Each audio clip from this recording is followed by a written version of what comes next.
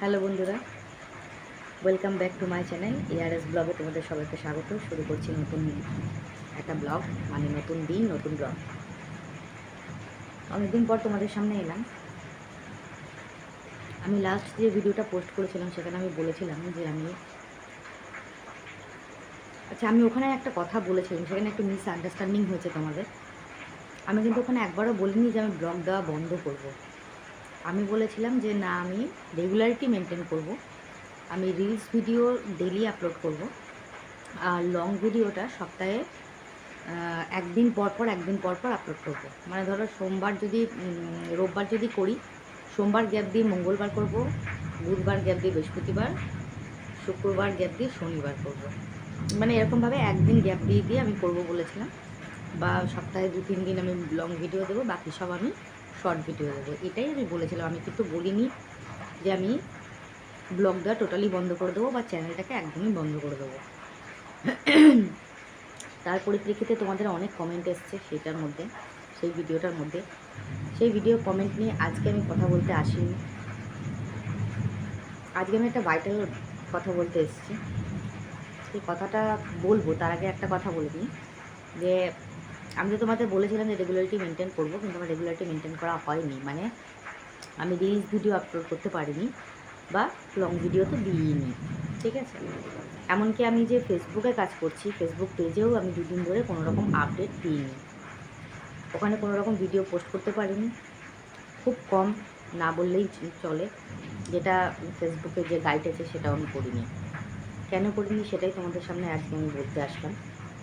Actually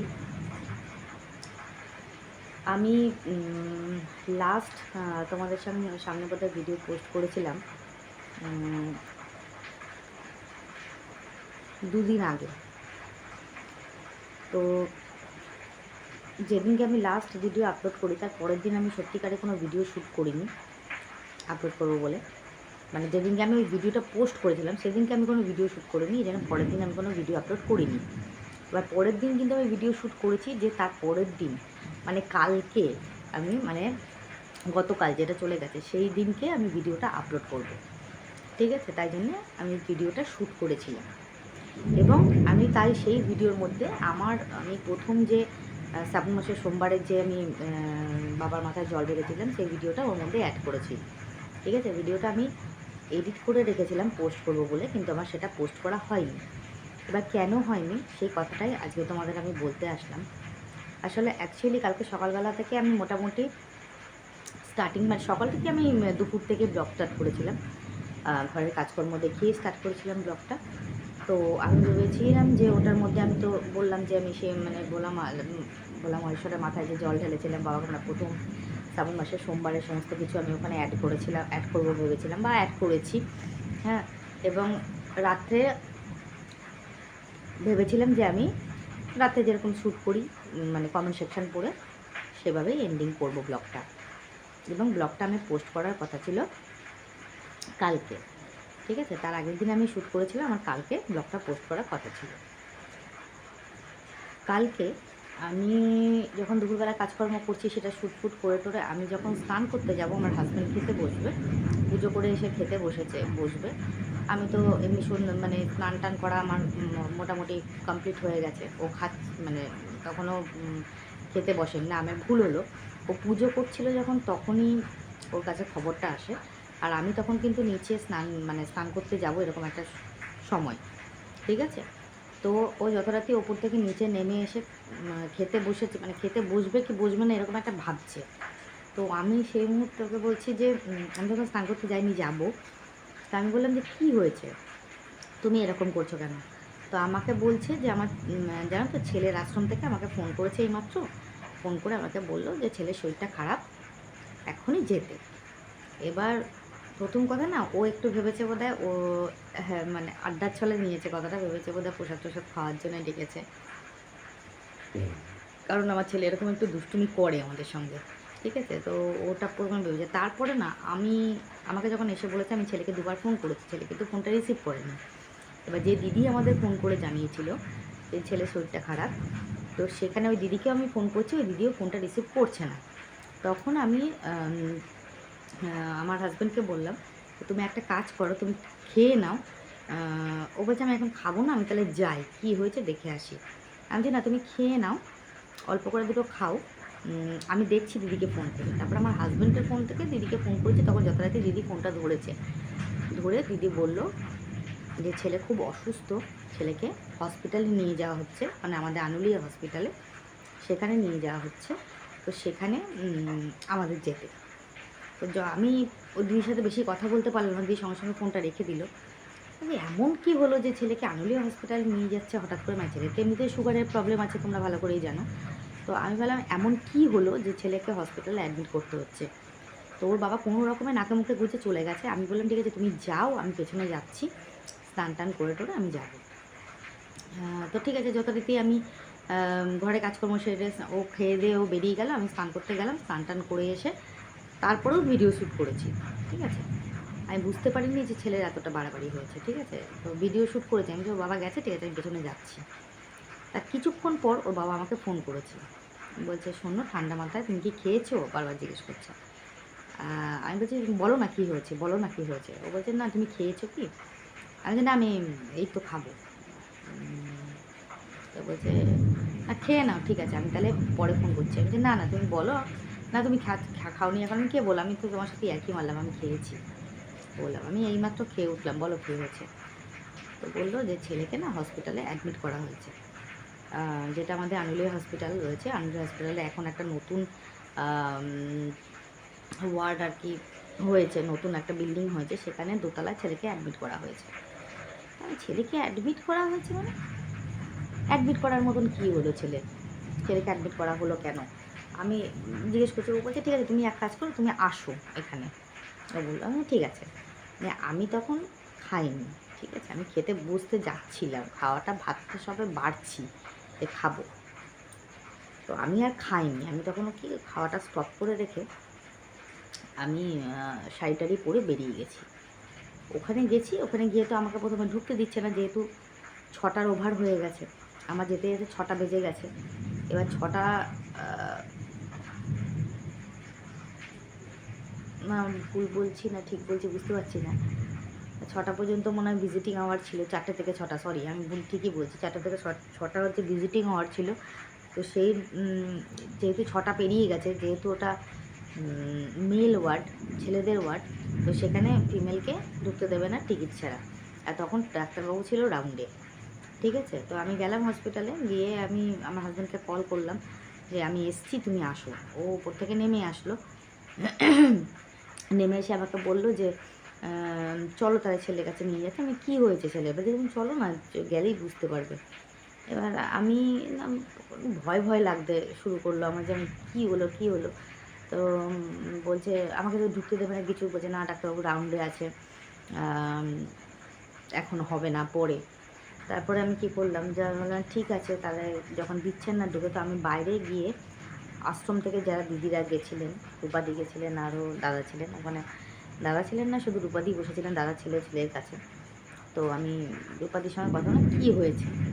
তো রূপাদি বললো যে আমিও তো বাড়িতে ছিলাম না, হঠাৎ করে আমি এসেছি আশ্রমে, আসলাম, আসার পর দেখছি যে ও শরীরটা খারাপ লাগছে। ঠিক আছে, ওর শরীরটা খারাপ লাগছে, যে ও প্রথমে বলেছে যে না আমি পটি করবো, আমার বমি বমি পাচ্ছে। ঠিক আছে, ও বলছে বমি বমি পাচ্ছে, বমি বমি পাচ্ছে বলে বমি করেছে। বমি করার পর ও পটি পেয়েছে, ও পটিও করেছে। করার পর ওকে যখন খেতে ডাকছে, ও ভাগ্যিস আমার ছেলে দরজাটা ছিটকে নিয়ে আটকে শোয়নি, ওপরে থাকে, ও দোতলায় থাকে। তো ওকে ওই দিদি বললো, আরেকজন দিদিকে বলেছে যাও ওকে ডেকে নিয়ে আসো, ও আমরা এখন প্রসাদ নেব। ঠিক আছে, ঠিক আছে। তো ও যথারীতি এসছে, কিন্তু ও তখন একটুখানি শরীরটা ওর খারাপ লাগছে, হ্যাঁ অস্বস্তি লাগছে, শরীরটা ভালো লাগছে না। এবার ও বসেছে প্রসাদ নেবে বলে, বসে প্রসাদটা নিয়ে ও বোধহয় মুখে একবার কি দুবার দিয়েছে কি দেয়নি এরকম অবস্থা, ও ওখানেই সঙ্গে সঙ্গে পড়ে গিয়ে সেন্সলেস হয়ে গেছে। সেন্সলেস হওয়ার সঙ্গে সঙ্গে ওর হাত পা পুরো বরফের মতন ঠান্ডা হয়ে গেছে, আর প্রচণ্ড ঘামছে ছেলে। ঠিক আছে, তো সেই মুহূর্তে তো দিদিরা তো মানে, এবার ওখানে মেয়ে ছেলেরাই রয়েছে, ছেলেটা কেউ ছিল না যে আমার ছেলেকে ধরে ধরে নিয়ে যাবে হসপিটালে। তো যথারীতি ওর বাবাকে ফোন করেছে, আরও 2-3 জনকে ফোন করেছে। ওর বাবা যাওয়ার আগে আরও ওই দাদারা কাছাকাছি ছিল বলে চলে গেছে, তারপর ছেলেকে নিয়ে গিয়ে হসপিটালে অ্যাডমিট করা হয়েছে। তো দিদি এই কথাগুলোই বলছিল যে বুঝতে পারছি না কী হলো না হলো। এই কথা বলতে বলতে আমার মনটা না কিছুতেই মানছে না, আমার ভালো লাগছে না। আমি তখন কী করলাম, গেছি ওখানে, গিয়ে যিনি গার্ডে দাঁড়িয়েছিলেন দাদা, উনি দাদাকে, বয়স্ক লোক, ভদ্রলোক, ওনাকে গিয়ে আমি রিকোয়েস্ট করে হাত জোর করে বললাম যে দাদাভাই, আমার ছেলেকে আজকে একটু আগেই অ্যাডমিট করা হয়েছে, আমি মা ওর, আমি একবারও আমার ছেলেটাকে চোখের দেখা দেখিনি, তো একটুখানি আমাকে যেতে দিন না। তো উনি অনেকক্ষণ চুপচাপ থেকে আমার মুখের দিকে তাকিয়ে বললেন যে ঠিক আছে যান। ঠিক আছে, এবার আমি যখন গেছি তখন ওখানে ডাক্তার রাউন্ড নিচ্ছেন, বাড়ির লোকেরাও সব রয়েছে ওখানে, যার যার পেশেন্টে। তো ওখানে আমি গিয়ে যেটা দেখেছি যে আমার ছেলে কোনো কথা বলছে না, ও হাত পা ছেড়ে দিয়েছে, কোনো কথা বলছে না, তাকিয়ে আছে শুধু, ওর মুখ দিয়ে একটা কথা নেই, তাকিয়ে আছে। আমি গিয়ে ডাকছি, বাবাই বাবাই, এদিকে তাকা, এদিকে তাকা, বাবা আমাকে দেখ, আমি এসছি, আমি এসছি। আমার ছেলে তাকিয়ে রয়েছে, কিন্তু আগে যেমন চোখ বন্ধ ছিল কিন্তু এখনও তাকিয়ে ছিল, যখন আমি গেছিলাম তখন তাকিয়ে রয়েছে, কিন্তু ওর মনিটা স্থির, মনিটা নড়ছে না, চোখের মনি নড়ছে না, ওর বডি কোনো রকম নড়াচড়া করছে না। যখন ওকে হসপিটালে অ্যাডমিট করতে নিয়ে আসা হচ্ছে, স্ট্রেচারে যখন ওকে রাখা হয়েছে বা টোটোতে যখন ছিল, তখন ওর মানে কন্ডিশন খুব খারাপ ছিল, মানে ওর মানে হাত পা পুরো ছাড়াই ছিল, হাত পা কোনো রকম মুভমেন্ট করছিল না হাত পা, আর চোখের মনিরও কোনো মুভমেন্ট হচ্ছিল না, চোখটা তাকিয়েছিল, চোখ খোলা, এক দৃষ্টি ওপরের দিকে তাকিয়ে রয়েছে, আর হাত পা কিছুই নেই, মুখ দিয়ে একটা আওয়াজ নেই। আমার ছেলে নেই নেই করে 6-7 ঘন্টা কোনো কথা বলেনি, মুখ দিয়ে একটা আওয়াজ বেরোয়নি ছেলে। এবার আমি ওখানে থাকতে থাকতে, এবার ওখানে যে দাদা গেছিলেন আমাদের সঙ্গে, আশ্রম থেকে যে যারা গেছিলেন, ওকে বুকের মধ্যে এরকম ডলে দিচ্ছে, পায়ের তলায় ডলে দিচ্ছে, সব কিছু করা যায়। আর ওই দিদিরা সঙ্গে সঙ্গে ওকে ওখানেই বাড়ি মানে আশ্রমের মধ্যেই ওকে সঙ্গে সঙ্গে নুন চিনির জল করে খাইয়েছিল, মানে চিনির জল করে খাইয়েছিল। তারপর ডাক্তারবাবু যখন রাউন্ডে এসে ঘুরে গেছে, তারপর আমি গেছি ডাক্তারবাবুর সাথে কথা বলতে। তো ডাক্তারবাবু আমাকে যেটা বললেন, উনি বললেন যে দেখুন, ওনার যেহেতু আমার ছেলের সুগার আছে, তো সুগারটা কিন্তু টেস্ট, ওখানে যাওয়ার সঙ্গে সঙ্গে সব টেস্ট হয়েছে, টেস্ট মানে ইসিজি করেছে, যেটা র্যান্ডাম সুগার টেস্ট হয়, সেই সুগার টেস্টটা করেছে, সুগারটা কন্ট্রোলে ছিল, নর্মালি আছে, ইসিজি রিপোর্টও ঠিক ছিল, ব্লাডটার রিপোর্টটা আজকে পেয়েছি আমরা, ব্লাডের রিপোর্টও ঠিকঠাকই আছে, খুব একটা প্রবলেম নেই। তো ওর যেটা হয়েছে, সেদিনকে প্রচণ্ড গরম ছিল, মারাত্মক লেভেলের গরম, কালকে যেটা গেছে অতিরিক্ত গরম ছিল, ও সারাদিন রোদে রোদে ঘুরেছে, মানে আগের দিন একাদশী করেছে, ও ঠিক মতন খাওয়া দাওয়া করেনি, পরের দিন ও গেছিলো, ওদের যেটা নিয়ম আছে যে কী বলবো এটাকে, বলা হয় যে ভিক্ষে বিক্রি করে নিয়ে এসে ওটাকে খাওয়া, মানে দ্বাদশীর দিন খাওয়া।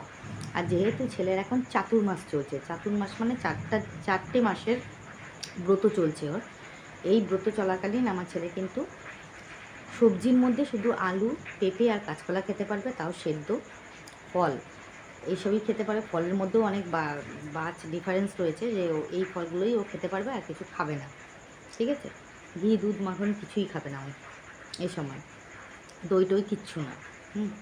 তো যাই হোক, সেই প্রবলেমের জন্যে ও রোদে ঘুরে আসার ফলে হয়তো একটু সুগারটা ফল্ট হয়ে ওর একটা মিনি স্ট্রোক হয়ে গেছে, যেটাকে বলা হয় সানস্ট্রোক, ঠিক আছে, খুব ছোট্ট আকারের একটা সানস্ট্রোক হয়েছে। হয়তো এটা আরও বড় হতে পারতো, যদি আরও 2 ঘন্টা আশ্রমে থাকতো, নিয়ে আসা না হতো, তাড়াতাড়ি করে হসপিটালে অ্যাডমিট করা না হতো, তাহলে পরে হতো এটা আরও বড় হয়ে যেত, মানে ব্যাপারটা খুবই খারাপ জায়গায় চলে যেত। আমি বলতে চাইছি না মা হয়ে,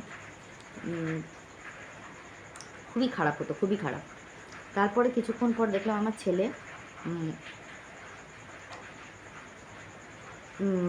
না, আমি ডাক্তারবাবুর সাথে কথা বললাম, কথা বলে ডাক্তারবাবু একটা ছোটো মিনি স্ট্রোক হয়ে গেছে ওর। তা আমি বললাম ডাক্তারবাবু, ও তো কথা বলছে না, কোনো রকম মুভমেন্টও করছে না, বলছে সবই করবে, ওর কিন্তু কিছু হয়নি। মানে আমি যেটা ভয় পাচ্ছিলাম যে প্যারালাইসিস বা কিছু, মানে বুঝতেই তো পারছো তোমরা যে আমাদের খারাপটাই আমাদের মাথার মধ্যে আসে, মানে ভালো জিনিসটা তো আসে না যখন একটা নেগেটিভ কিছু ঘটে না। আর আমি বললাম তোমাদের যে আমার কদিন ধরেই সময়টা খুব খারাপ যাচ্ছে, আমি কিছু কিছু সিমটম বুঝতে পারছি। তো সেক্ষেত্রে মাইন্ডের মধ্যে আমার খারাপটাই আসছে, ভালোটা আসছে না। তো ডাক্তারবাবু বললো, না না সেসব ভয়ের কিছু নেই, ওর সেরকম কিছু হয়নি, ও এখন পারছে না ওটা করতে, ওকে একটু সময় দিন। ও ইচ্ছা করে কথা বলছে না, ওর ভালো লাগছে না বলতে, তাই ও বলছে না। ওর যখন মনে হবে যে ও কথা বলবে তখনও বলবে। আর এমনিতে আমার ছেলে কিন্তু গ্যাস ক্রামও করেছিল, মানে গ্যাসও হয়েছিল, ঠিক আছে, যেটা ডাক্তারবাবু বলছে গরমটা মাথায় উঠে যাওয়া, মানে ওটাকে বলে ছোট্ট করে একটা সানস্ট্রোক ছেলের হয়ে গেছে। এইবার আমি ওখানে থাকাকালীন ছেলেকে তো অনেকবার হাত ধরে ধরে বাবাই বাবাই, তখন দেখছি ছেলে চোখের মনি নাড়াচ্ছে, এদিক ওদিক করছে, হাত পাগুলো নাড়ছে, সেই শুরু হলো ছেলে হাত পা নাড়ছে। আমি গেছি, আমি ডাকছি যখন আমার দিকে তাকাচ্ছে, ও মা এরকম করছে। আমি বলছি, বাবা জয়নি তাই বলো, বাবা জয়নি তাই বলো, বাবা জয়নি তাই বলো। বলছি, ছেলে কোনো রেসপন্সই করছে না, মুখ দিয়ে একটা আওয়াজ ছেলে বেরোচ্ছে না। তো সেই সিচুয়েশনে দাঁড়িয়ে থেকে আমার তো মানে চোখ দিয়ে জল পড়ছে সমানে, আমি তো কান্নাকাটি করছি। ওর বাবা চুপচাপ দাঁড়িয়ে আছে, বাবার সামনে বেশি কিছু করতে পারি না, কারণ বাবা ভীষণ ভালোবাসে ছেলেকে। তো সেই জায়গায় দাঁড়িয়ে থেকে বাবার মনটাও মানে বাবাও তো একদম ডিস্টার্ব হয়ে আছে, ও মানে কী করবো আমরা সেটা এই মুহূর্তে বুঝতে পারছি না। আর যাই হোক ডাক্তারবাবু বলেছিল যে একটা রাত্রে আমরা অবজারভেশনে রাখবো, যদি ও ঠিক থাকে তাহলে পরে কোনো অসুবিধা নেই, আর যদি ও ঠিক না থাকে, যদি থাকে তাহলে আমরা আজকে ওকে ছেড়ে দেবে আর কি, ডিসচার্জ করে দেবে। আর যদি ও ঠিক না থাকে তাহলে কিন্তু ওকে ট্রান্সফার করে দেবে। তো যাই হোক, ঠাকুরের আশীর্বাদে ও ঠিকই ছিল। এইবার যেহেতু কালকে রাতটা ও হসপিটালে ছিল, তো ডাক্তারবাবু তো কালকে ডিসচার্জ মানে কালকে রেখেছিল রাত্রিবেলাটা, ভোরবেলা আজকে সকালবেলা ডাক্তারবাবু এসে ওকে ডিসচার্জ লিখেছে, ঠিক আছে। তো কালকে রাত্রে যখন ছিল, ও বাবা ছিল কালকে সারা রাত্রি, বাবা ছিল। আর সকালবেলা উঠে আমার ভাসুরের ছেলে, কালকে রাত্রেও আমার ভাসুরের ছেলেকে আমি পাঠিয়েছিলাম যে তুই যা, গিয়ে কাকাকে পাঠিয়ে দে, ওকে আমার হাজব্যান্ডকে আমি খাইয়ে দাইয়ে পাঠিয়েছিলাম। আর আমার ছেলের জন্য আশ্রম থেকে খাবার নিয়ে আসা হয়েছিল, সেলাইন চলাকালীন ডাক্তার বলেছিল ওকে জল খাবার দুটোই দিতে পারবেন, কোনো অসুবিধা নেই। ছেলে যেহেতু ওখানকার তো মানে এমনিতেও খাবে না, দ্বিতীয় কথা ওর এখন চাতুর্মাস চলছে, ওই খাবার কিছু খাবেই না। তো আশ্রম থেকে ওকে খাবার টাবার নিয়ে আসা হয়েছিল। আশ্রমের লোকেরাও প্রায় 9:30 10টা 10:30 নাগাদ পর্যন্ত ছিল হসপিটালে। সবাই তো আর ভেতরে ঢুকতে পারছে না, বাইরে থেকে সবাই একজন একজন করে ঢুকছে, দেখছে, চলে আসছে, এরকম ছিল। তো যাই হোক, আজকে ছেলেকে ডিসচার্জ করে আমরা নিয়ে এসেছি বাড়িতে। ছেলে কিন্তু এখনও সুস্থ হয়নি পুরোপুরি, এখনও ওর একটা ঘোর মতন রয়েছে, শরীরটা ভালো নেই ওর। তো ওকে ডাক্তারবাবু বলেছে যে ওর শরীরে জলের খুব কমতি আছে, ওআরএসের জল খেতে হবে প্রচুর পরিমাণে। আর ওকে একটা ওর এমনি নার্ভের প্রবলেম আছে, ছেলের নার্ভের প্রবলেম, ডাক্তার দেখাতে বলেছে। তো আমরা ভাবছি যে একটা জেনারেল ফিজিশিয়ান প্রথমে দেখিয়ে তারপর নার্ভের ডাক্তার দেখানো হবে, যেটা আশ্রম থেকেও ডিসাইড করেছেন ওনারা। আর দ্বিতীয় কথা হচ্ছে গিয়ে ওর জলটা বেশি করে খেতে হবে। সুগার টেস্টও আগের মাসেও করেছিল, তো সেখানে সুগার টেস্টটা রিপোর্টটা নর্মালি আছে এখন আপাতত। আগের মাসে করা হয়েছিল সেটা, এই মাসেও আমরা করব, কিন্তু এখন এই মুহূর্তে না, ডাক্তার দেখিয়ে নেওয়ার পর আমরা সব টেস্টের রিপোর্ট করবো।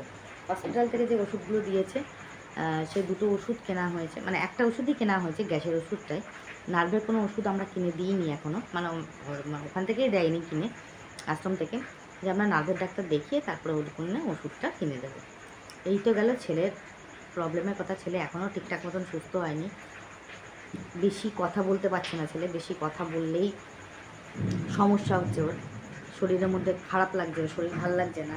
ওকে যদি জিজ্ঞেস করা হয়, বাবু তোমার শরীর কেমন লাগছে, ভালো আছো তুমি, না, ও খালি বলছেন না। তো ওর ভেতরে কিছু একটা প্রবলেম হচ্ছে, এখনও শরীরটা ঠিক নেই।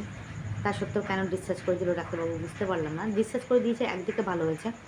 আমি বলে রাখি আপনাদেরকে, তোমাদেরকে, আমাদের আনুরিয়া হসপিটালের মধ্যে জঘন্য হসপিটাল মানে কোথাও নেই বললেও ভুল হবে, সব জায়গায় একই অবস্থা। সেটা কলকাতায় বলো, যে কোনো জায়গায়, মানে কল্যাণী, জওহরলাল বলো, যে কোনো জায়গার হসপিটাল হচ্ছে অত্যন্ত জঘন্য একটা জায়গা। কালকে আমার ছেলেকে হসপিটালে যাওয়ার সঙ্গে সঙ্গে টেস্ট করা হয়েছে, ইঞ্জেকশান দিয়েছে, সেলাইন চলছিল আমার ছেলের। এক সেকেন্ড, হ্যাঁ, যেটা বলছিলাম আর কি, তো ওর সেলাইন চলছিল, সেলাইনের মধ্যে ওষুধ ফষুধ সবই দেওয়া ছিল। তো রাত্রি 11:30 নাগাদ আমার ছেলের সেলাইনটা এইখান থেকেই খুলে যায়। ছেলে ওদিক ওদিক কাত হতে গিয়ে বা যাই করতে গিয়ে এখানে টান লেগে এমনভাবে ওরা, মানে চিন্তা করে দেখো তোমরা, সেলাইনের চ্যানেলটা তাহলে কীভাবে করেছে, যে চ্যানেল থেকেই খুলে গেছে, এখান থেকেই সেলাইনটা খুলে গেছে।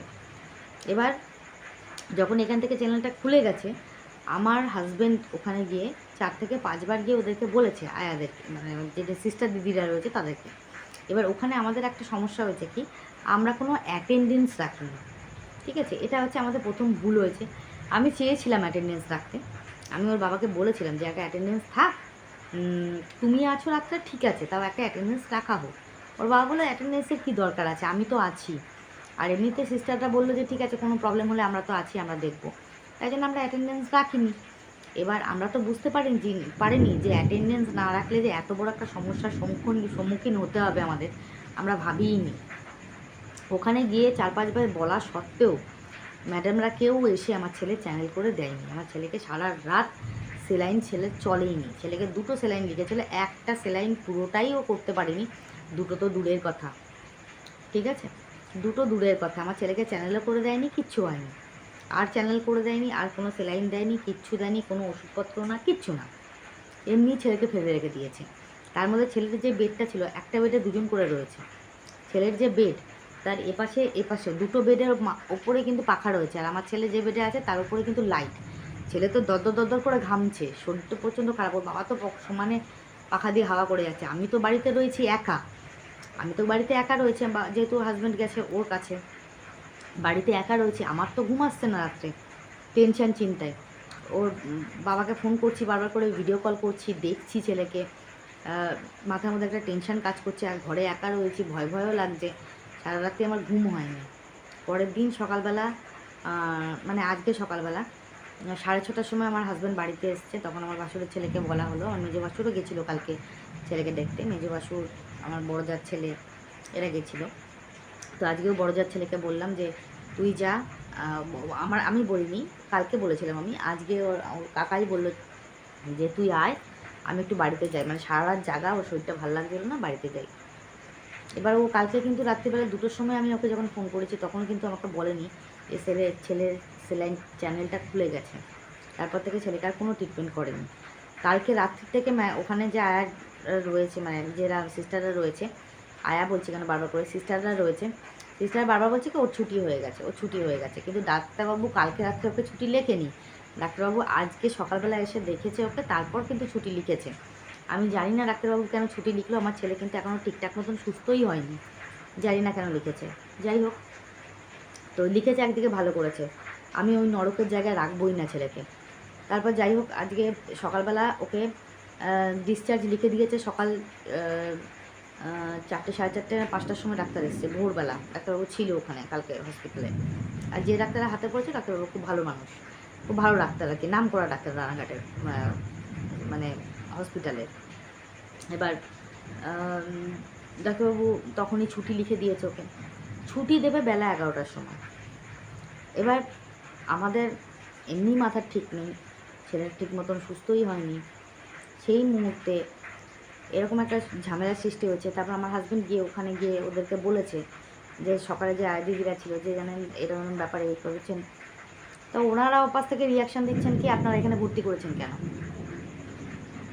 তাহলে আমি কি ওনাদেরকে এই কৈফিয়তটা দেবো যে আমি কেন ছেলেকে ভর্তি, আমি হসপিটালটা কেন, আমরা তো অ্যাকচুয়ালি হসপিটালে ভর্তি করতে নিয়ে যাইনি, তখন ইমার্জেন্সি কী করবো বুঝতে না পেরে আমরা হসপিটালে নিয়ে গেছি, ওখানে ওনারা দেখেছেন যে সিরিয়াস কন্ডিশন, তাই ওনারা ভর্তি নিয়ে নিয়েছে আমার ছেলেকে। ঠিক আছে, আর ভর্তি করা না করার তো সেটা তো পরের কথা, ওটা তো একটা সাধারণ পাবলিকের জন্যেই তো এই হসপিটালগুলো থাকে, সেখানে পরিষেবা কোথায়। সবাই আমাকে বলছে আপনি অ্যাটেন্ডেন্স রাখেননি বলেই আপনার ছেলের কিন্তু সেলাইনটা তারা মানে লাগিয়ে দিল না। ওখানে কি এমন কোনো রকম কিছু রুলস বা রেগুলেশন আছে যে আমি যদি অ্যাটেন্ডেন্স না রাখি তাহলে সেই রোগীকে ট্রিটমেন্ট করা হবে না? এরকম কিন্তু কোনো রুলস বা রেগুলেশন নেই। যাই হোক, আমি পরে পরে সকালবেলা যখন আমার হাজব্যান্ড বলছে, আমার তো প্রচণ্ড মাথা গরম হয়ে গেছে। আমার হাজব্যান্ড গিয়ে প্রথমে ওখানে গিয়ে চেঁচামেচি করেছে। তো ওনারাও অনেক কিছু বলছিলেন সিস্টাররা। তো তখন ওখানে ওয়ার্ডে যে মানে বাড়ির লোকেরা ছিল বা যারা পেশেন্টরা ছিল, তারাও গিয়ে বলেছে আমার হাজব্যান্ডের হয়ে যে আপনারা যে এত বড় বড় কথা বলছেন, সিস্টারদেরকে বলছে যে আপনারা জানেন কালকে রাত্রে কী হয়েছে, ওই বাচ্চাটার এরকম সেলাইনটা খুলে গেছে, ওটা সেলাইনটা লাগায়নি, ছেলেটা তো অতটা অসুস্থ। হ্যাঁ, সারা রাত ছেলেটা ঘুমায়নি, শোয়নি, কিছু করেনি, ওর শরীরের মধ্যে অস্থির লাগছে, এই লাগছে। সকালবেলায় ছেলের একটা গ্যাসের ইঞ্জেকশান ছিল। যেহেতু ইঞ্জেকশান দিতে এসে বলছে, দেখেছে যে চ্যানেলটা খোলা, মানে যারা সকালে এসছে তারা দেখেছে চ্যানেলটা খোলা, দেখে বললো তো ঠিক আছে আমরা আর ওই আদার সাইডে দিয়ে আসছি, কারণ ওকে হাতেই দিতে হবে, চ্যানেলে যেহেতু দিতে পারবে না। আসছি বলে সেই আসছি, আর দিল না। এবার আমার হাজব্যান্ড যখন আমার ছেলেকে ধরে ধরে নিয়ে গেছে ওখানে, নিয়ে গিয়ে বলছে আমার ছেলেকে তাহলে ইঞ্জেকশনটা দিয়ে দিন, ওর ছুটি হয়ে গেছে, ইঞ্জেকশন দিতে হবে না। ইঞ্জেকশনটা নিয়ে আমার ছেলের হাতে দিচ্ছে, বলছে বাইরে গিয়ে ইঞ্জেকশনটা দিয়ে নিন। তাহলে এরা কী ধরনের মানসিকতার মানুষ? তোমরাই বলো যে এরা কী ধরনের মানসিকতার মানুষ। আমি ওখানে গিয়ে দুটো ভিডিও করেছি। একটা হসপিটালের মধ্যে তখন একটা ওয়ার্ড বয় এসে আমাকে বলছে এখানে ভিডিও করবেন না। আমি তাই নাকি, ভিডিও করব না? আমি তো বিশেষ করে মানে বেশি করে ভিডিও করব, আপনারা যা করেছেন কালকে আমার ছেলের সাথে। তা ওনারা আমার কাছে তখন ওই যে ওয়ার্ড বয়টা ছিল, যে বলছে না দিদিভাই আমি ছিলাম না কালকে রাত্রে, আমি জানি না। আমি যে আমি আপনার নাম কি, মানে আমি এরকম জিজ্ঞেস করেছি ওনাদেরকে। ওনারা কিছু বলছেন না যে এটা কালকে রাত্রে আয়ার না কী কে ছিল, কারণ আমরা সুপারের ঘরে একটা কমপ্লেন জানানো হয়েছিল যে এরকম এরকম ট্রিটমেন্ট হয়নি বলে। তাও তো আমরা কোনো রকম পার্টিগত সোর্স সেখানে অ্যাপ্লাই করিনি। যদি অ্যাপ্লাই করতাম তাহলে তো আরও বেশি ভয়ঙ্কর একটা ব্যাপার হয়ে যেত। আমরা ওরকম পার্টিগত সোর্স কিছু অ্যাপ্লাই করিনি, তার জন্যেই জাস্ট আর কি সুপারের ঘরে গিয়ে একটা নোটিশ দেওয়া হয়েছিল। এবার ওখানে যেহেতু ওনারা নাম বলেননি, সেই নামগুলো তো ওখানে মেনশন করা হয়নি, ওনারা জানেনই বা কী করে, বা ওনাদের অন রেকর্ড রয়েছে, ওনার রেকর্ড দেখলেই বুঝতে পারবেন যে কালকে রাত্রে কারা কারা ডিউটিতে ছিলেন। ঠিক আছে, তো এই হয়েছে টোটাল ব্যাপারটা। আমি তোমাদের ভিডিও ক্লিপ দেখিয়ে দেবো আনুলিয়া হসপিটাল কোথায় ছেলে ছিল, আর ছেলে মানে যে বেডে ছিল, ছেলেকে যখন আনতে গেছি সকালবেলা, আমি ছেলেরও একটা ছোট্ট মতন ভিডিও শ্যুট করেছি ওখানে। আর ওই ওয়ার্ড বয়েরও ওখানে শ্যুট করা রয়েছে। ওখানে যে ম্যাডামরা রয়েছে, আমার হাজব্যান্ড বলছে আপনারা কি এখানে বসে বসে আড্ডা মারছেন, এখানে কি আড্ডা ঘর তৈরি হয়েছে? ওরা বসে বসে গল্প করছে সারা রাত। না, আমাদের অনেক পেশেন্টের চাপ, মাথায় পেশেন্টের চাপ আমি নিতে পারছি না। তাহলে আপনারা যদি পেশেন্টের চাপ নাই নিতে পারবেন, তাহলে আপনারা ডিউটি করতে এসছেন কেন এখানে?